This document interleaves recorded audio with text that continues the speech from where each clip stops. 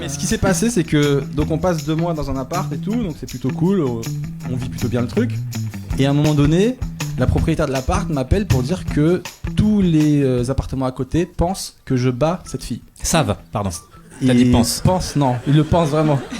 Il pense que je la bats et donc tout le monde me regarde mal. Et moi je comprends pas parce qu'en plus on était dans un HLM et les murs étaient, c'est un vieux HLM donc les murs étaient vraiment fins et toutes les familles autour se battaient. C'est-à-dire que là-bas ça tuait des gens, là-haut ça se disputait, en bas il y a des enfants qui crient. Donc moi je me dis on fait pas plus de bruit que les autres, tu vois, on s'en fout. Et un jour ils sont tous venus devant notre porte pour dire ouais faites trop de bordel et tout. J'ai dit mais je comprends pas, si vous faites du bordel. Moi j'ai au gars, il y a un gars qui vient, tu vois. Je dis peut-être c'est la famille d'à côté parce qu'il crie vraiment beaucoup. Il fait ah ouais on va aller voir. Je parle le bâtard.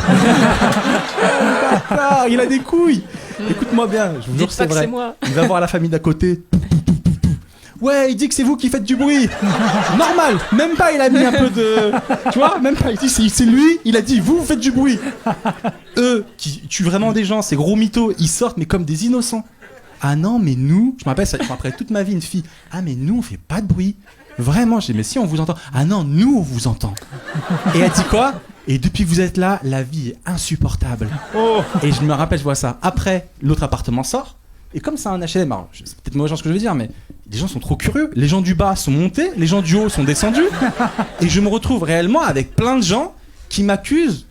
Alors que je fais pas plus de bruit que ça, tu vois. Moi, ils m'ont pas appelé, mais je serais venu aussi. Hein. J'aurais fait c'est certainement lui.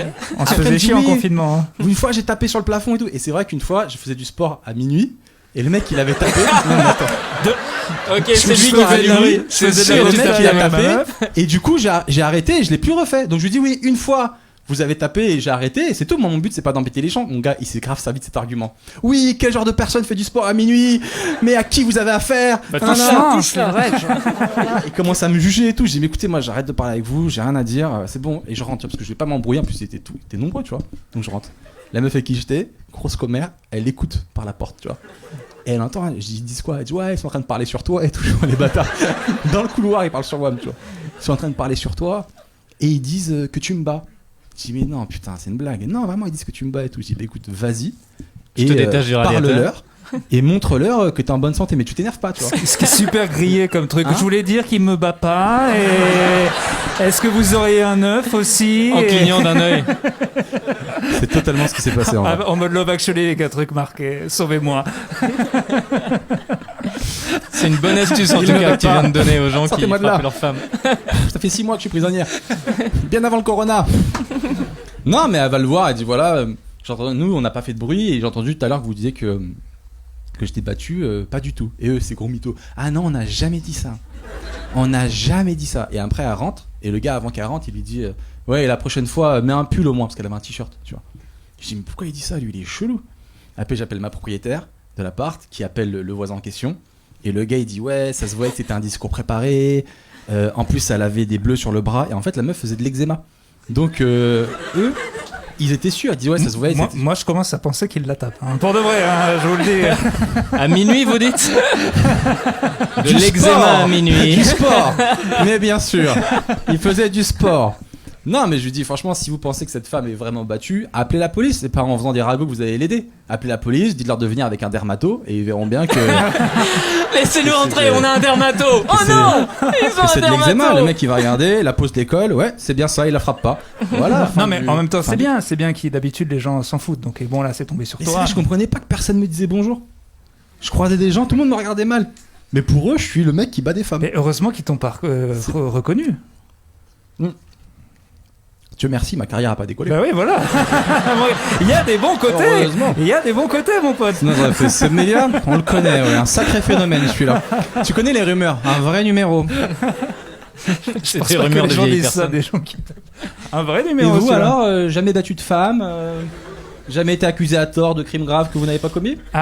Si, moi j'ai été accusé à tort. Bah, c'était pas d'un truc grave, mais je passais le BAFA. Wow.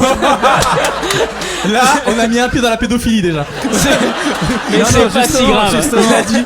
J'ai été accusé de pédophilie, mais c'est une autre fois.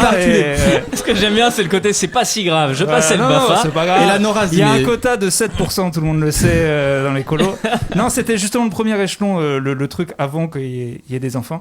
Et C'est le BAFA pour adultes que c'était t'as vraiment. fait. Non mais c'est fou. Non mais déjà c'est incroyable parce qu'ils sont payés peu les moniteurs. Ouais. C'est fou quoi.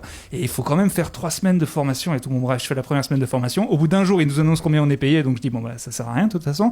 Bon bref, et on chante des chansons, on fait toutes les merdes pendant une semaine et à la fin, ces premiers échelons, on va savoir si tu l'as ou pas. Et j'ai un entretien avec un mec qui me dit Urbain, super, tu t'es bien intégré, socialement c'est super, tu feras un super animateur. Par contre, j'ai un frère qui était là-dedans. Donc va falloir arrêter la coke quand même. What? Ouais. J'ai 16 ans à l'époque. Il a cramé que tu prenais de la coke. Mais non, mais il a pas cramé que je prenais de la Non, coke, je prenais pas de coke. Pardon. Urbain Il en de a Topito, vous dites? Il en a déduit. Et en fait, Mais c'était quoi tes symptômes entre parenthèses? T'avais quoi de. en gros, Plus de goût, plus d'odorat. En fait, quels symptômes? Sur quoi il se base pour dire que tu prends de la coke? En fait, on a pris des cuites tout le séjour, en fait, vraiment beaucoup. Et moi, quand je suis en gueule de bois, je suis un peu stressé. Et c'est vrai que je me touche souvent le nez. C'est vrai. C'est la plus belle soirée de mytho entre l'autre qui frappe sa femme. Non mais attends, j'avais 16 ans. Et donc il me dit ça. Et je lui dis mais non. Mais plus je lui dis mais non, plus je m'agace et je touche mon nez. Donc c'est niqué. Et à la fin, non mais ce qui est fou, c'est que bon, ça dure longtemps, impossible de le convaincre. Il me dit non, mon frère était comme ça et tout, donc je sais, tu me convaincras pas. Et il dit bon, tu l'as, mais faut arrêter. Donc ça veut dire que le gars, j'ai pas réussi à le convaincre que je prenais pas de la coke, mais il veut quand même que j'ai mon BAFA. C'est-à-dire qu'il l'a validé quoi. Il a dit tu as quand même le BAFA, mais s'il te plaît arrête la coke. Petit problème d'addiction. En remarque, prendre de la drogue. Non, mais il est d'une bienveillance avec les enfants. C'est ça que j'avais pas compris. Si à la fin il me dit tu ne l'as pas parce que tu prends de la coke, à la rigueur c'est cohérent. Mais ça là c'était juste tu me la feras pas à moi, mais bon allez, tu t'occupes des gamins. On est vraiment en galère. T'imagines, ils prennent que des gens en galère. Toi, un mec qui a pas de bras. Mais les enfants. Pardon. Et c'est vrai que Je la couperai. C'est le principe du montage. Là, c'est moche là. T'as un truc à Remarque, dire sur les noirs ils pourront peut-être? pas m'insulter dans les commentaires. allez.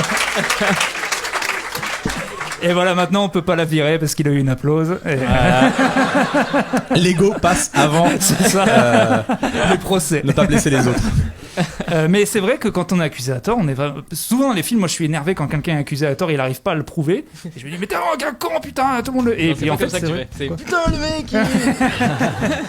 Ah, puis tu sais, ce qui est énervant aussi, c'est le gars qui est sûr de son hypothèse. Ah ouais. T'as beau lui donner des arguments, il faut c'est bon, on me l'a fait pas. Mais moi, il a fait exactement ça. je connais.